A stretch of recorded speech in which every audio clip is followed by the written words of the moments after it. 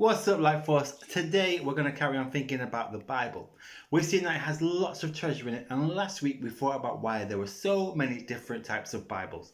There's big Bibles, little Bibles, kids' Bibles, and loads more. Today we're going to think about how we can share the treasure that we find with other people. There are lots of words in the Bible, and maybe you find some treasure in it. How are you going to find it again, and how are you going to tell other people all about it? Because there are so many different types of Bibles, I just can't say it was on page 12. If you have lots of pictures in your Bible, then what is on page 12 may be different than what is on page 12 of a Bible with teeny tiny words. So let's think about how we can put a big X on our treasure map when we find something cool. Remember how we said the Bible is more like a bookshelf than a book? Inside it are 66 different books, and they all have different names. The first book is called Genesis, the last book is called Revelation, and there is even a book in it with lots of words called Numbers. There is a book full of songs called Psalms, and some books named after different types of people, like James, John, or Luke. So if you want to remember where something is in the Bible, you can just remember the name of the book. So last week, Justin's favourite Bible story was a story of David versus Goliath. You can read this story yourself in a book called 1 Samuel. So you could look through your Bible for the book of 1 Samuel to read the story.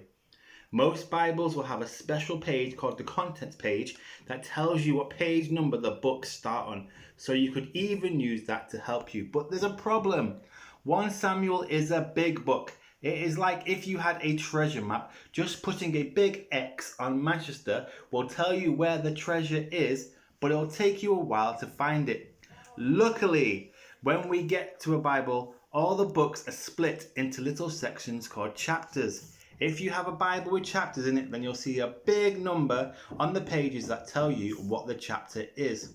There are 31 chapters in the book of 1 Samuel, and to find the story of David and Goliath, you just need to look in chapter 17. That's like putting a big X on my street in Manchester. You are closer to finding the treasure, but you can get even closer.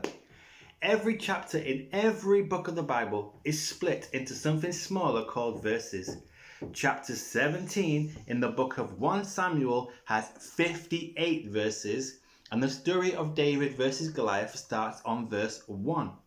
If you know the book of the Bible, the chapter, and then the verse that it's in, that is like putting a big X right on top of my house. We know exactly where to go to find the treasure, and once you found it, you can tell someone else how to find it as well. So let me test you. There is a super famous Bible verse in a book called John. It is in chapter 3 and verse 16. I want you to get a grown-up and a Bible and help them to find the treasure in the Bible. Remember, it is in a Bible book called John in chapter 3 and is verse 16. If you find it, let me know what the treasure is. So thanks for watching. I'm going to hand over to Ruth, and she's going to tell you her favourite Bible story, and I'll see you soon. Hi everybody, how are you doing? I'd like to tell you today about one of my favourite stories, which is the story of Elijah and the still small voice. And the story actually begins, more than 40 days before that actually happens. And that's because Elijah had been up against Ahab, King Ahab, and Queen Jezebel, and proved to them that the Lord was much mightier than their false gods.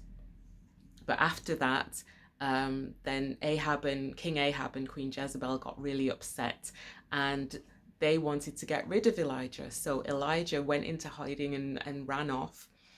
And then he traveled for 40 days and nights till he got to a mountain called Mount Horeb.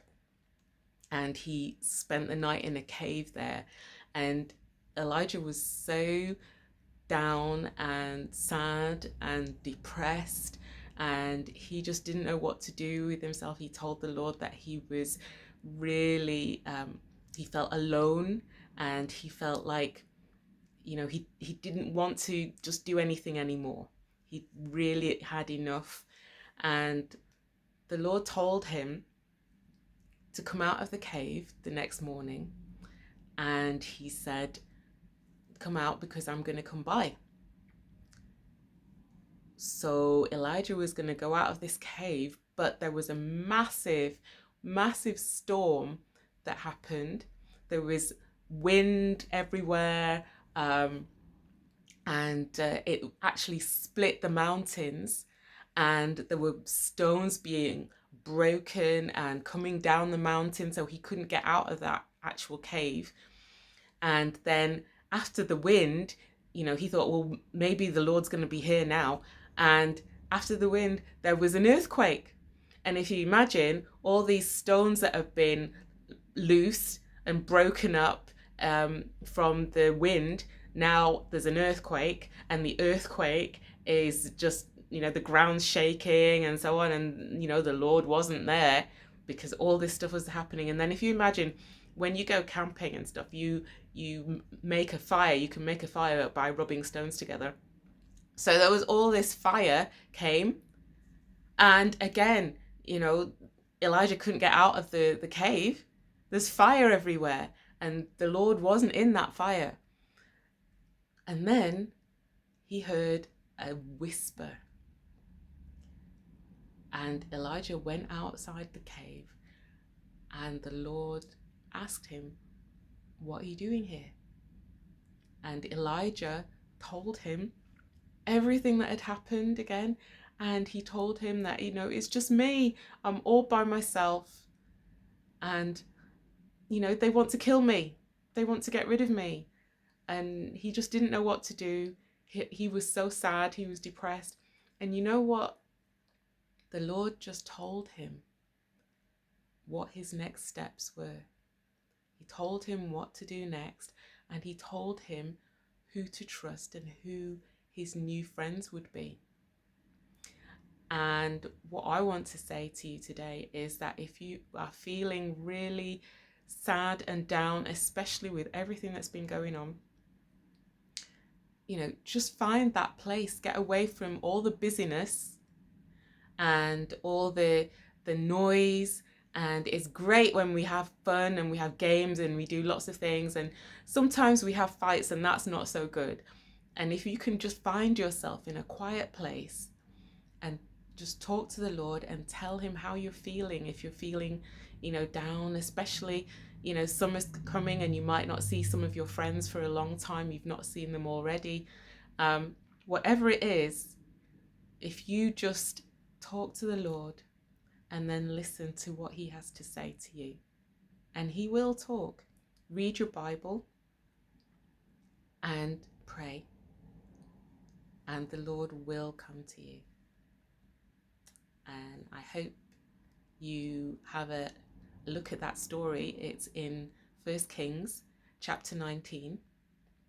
And you can read the chapter beforehand to see, what's been actually going on and why Elijah was feeling so bad and so down.